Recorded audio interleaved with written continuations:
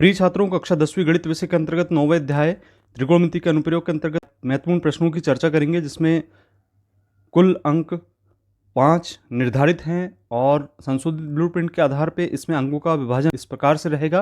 अंक 1 वाला प्रश्न 1 पूछा जाएगा और 4 अंक वाला प्रश्न 1 पूछा जाएगा। तो शुरू करते हैं इस वीडियो को। इसमें हम 1 अंक वाले पहले प्रश्न की यदि चर्चा करें तो इसमें परिभाषा इस प्रकार की पूछी जा सकती है, दृष्टि रेखा किसे कहते हैं। तो हम ये चित्र देख रहे हैं जिसमें हम इसको परिभाषित कर सकते हैं कि हमारी आंख से उस वस्तु को जिसे हम देख सकते हैं जोड़ने वाली रेखा उस वस्तु की दृष्टि रेखा कहलाती है। दूसरा प्रश्न है, उन्नयन कोण किसे कहते हैं। 2019 में पूछा गया था। चित्र के अनुसार हम बता सकते हैं कि उन्नयन कोण दृष्टि रेखा एवं क्षैतिज रेखा से बना कोण, जबकि वस्तु को देखने के लिए हमें सिर उठाना होता है, उन्नयन कोण कहलाता है। प्रश्न क्रमांक 3, अवनमन कोण किसे कहते हैं। तो इसमें हम इस चित्र के आधार पर लिख सकते हैं परिभाषा, दृष्टि रेखा एवं क्षैतिज रेखा से बना कोण, जबकि वस्तु को देखने के लिए हमें अपना सिर झुकाना होता है, अवनमन कोण कहलाता है।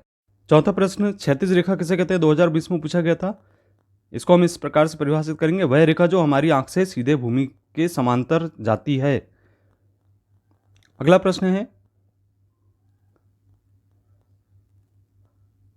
यदि एक खंभे की छाया की लंबाई बढ़ती है तब सूर्य का उन्नयन कोण होगा। तो छाया की लंबाई जैसे बढ़ती है तो सूर्य का उन्नयन कोण घटेगा। इस प्रश्न को हम विपरीत भी कर सकते हैं, यदि छाया की लंबाई घटती है तो सूर्य का उन्नयन कोण बढ़ेगा। अगला प्रश्न है, किसी खंभे की छाया तथा ऊंचाई समान होने पर सूर्य का उन्नयन कोण होता है। तो यह है, जब छाया की लंबाई तथा ऊंचाई समान होती है तो 45 अंश का कोण बनता है। अगला प्रश्न है इसके अंतर्गत 7वें नंबर का, यदि धूप में खड़े व्यक्ति की छाया की लंबाई उसकी ऊंचाई की करनी 3 गुनी है तब सूर्य का उन्नयन कोण होगा। तो इसका सही आंसर होगा, यहाँ हम tan थीटा के सूत्र के आधार पर लंब बटे आधार रखेंगे और इससे हमें 30 अंश का कोण निकल आएगा, थीटा का मान। अगला प्रश्न है, एक पेड़ की छाया 15 करनी 3 मीटर है, यदि पेड़ की ऊंचाई 15 मीटर हो तो सूर्य का उन्नयन कोण ज्ञात कीजिए। इसे भी ऐसा ही सरल करेंगे तो इसका आंसर आएगा 30 अंश। अगला प्रश्न है, उन्नयन कोण सदैव होता है। तो यह सदैव न्यून कोण होता है। अब आइए बात करते हैं हम 4 अंक वाले प्रश्नों की, जिसमें पहला प्रश्न है, धरती पर एक मीनार ऊर्ध्वाधर खड़ी है। धरती के एक बिंदु से जो मीनार के पाद बिंदु से 15 मीटर दूर है, मीनार के शिखर का उन्नयन कोण 60 अंश है, मीनार की ऊंचाई ज्ञात कीजिए। 2020 की पूरक परीक्षा में यह प्रश्न पूछा गया था। दूसरा प्रश्न है, भूमि के एक बिंदु P से 10 मीटर ऊंचे भवन के शिखर का उन्नयन कोण 30 अंश है। भवन के शिखर पर एक ध्वज को लहराया गया है और P से ध्वज के शिखर का उन्नयन कोण 45 अंश है। ध्वजदंड की लंबाई और बिंदु P से भवन की दूरी ज्ञात कीजिए, जहां करनी 3 बराबर 1.732 रखना है। यह प्रश्न 2019 में पूछा गया था।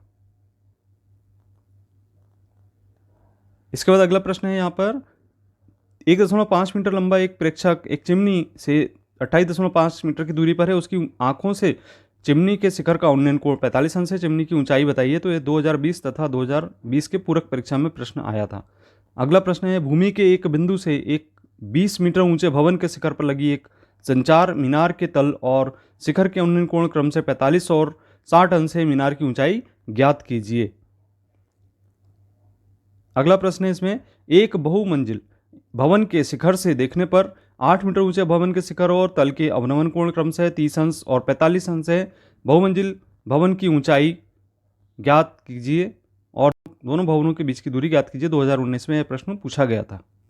अगला प्रश्न है, आंधी आने से एक पेड़ टूट जाता है और टूटा हुआ भाग इस तरह मुड़ जाता है कि पेड़ का शिखर जमीन को छूने लगता है और उसके साथ 30 अंश का कोण बनाता है। पेड़ के पाद बिंदु से दूरी जहां पेड़ के शिखर जमीन को छूता है 8 मीटर है, पेड़ की ऊंचाई ज्ञात कीजिए।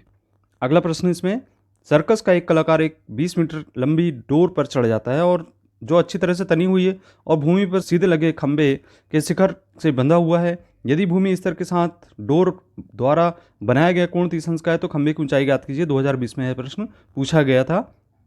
अगला प्रश्न है, 7 मीटर ऊंचे भवन के शिखर से एक केवल टावर के शिखर का उन्नयन कोण 60 अंश है और उसके बाद का अवनमन कोण 45 अंश है। टावर की ऊंचाई ज्ञात कीजिए। तो ये सभी बहुत ही महत्वपूर्ण प्रश्न है, आप इनकी सभी की तैयारी कीजिएगा और वीडियो को अंत तक देखने के लिए धन्यवाद।